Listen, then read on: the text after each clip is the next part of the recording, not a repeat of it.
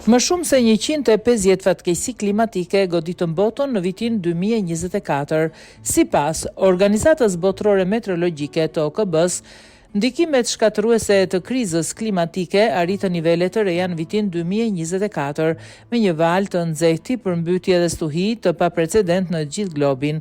Raporti VMO për vitin 2024, viti më i nxehtë i regjistruar, përcakton një gjurmë shkatërimi nga moti ekstrem që mori jetë njerëzish, prishi ndërtesa dhe rënoi të kohrat vitale.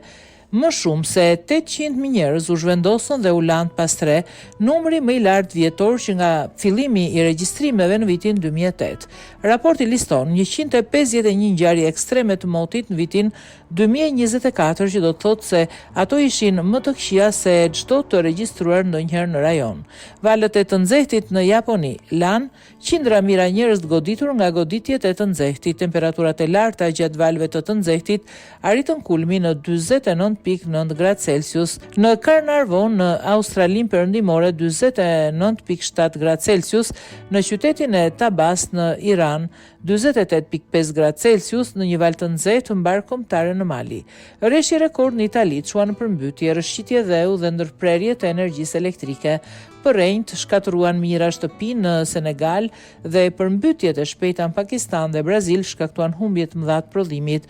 Stuhit u rritën gjithashtu nga ngrohja globale në vitin 2024 me 6 tajfun të paprecedent në më pak se një muaj që goditën Filipinet.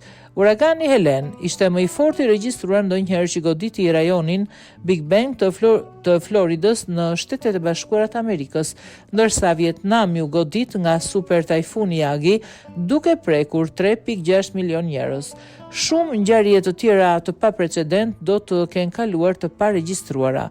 Bota tashmë është thellë në krizën klimatike, me raportin e VMO që thotë se për herë të parë 10 vitet më të nxehta të regjistruara kanë ndodhur në të gjitha në dekadën e fundit. Megjithatë, emetimet globale të karbonit kanë vazhduar të rriten, gjë që do të sjellë ndikime edhe më të këqija. Ekspertët ishin veçanërisht kritik ndaj spastrimit të shkencëtarëve dhe programeve të klimës nga presidenti amerikan Donald Trump, duke thënë se injorimi i realitetit i la njerëzit e zakonshëm të paguanin çmimin.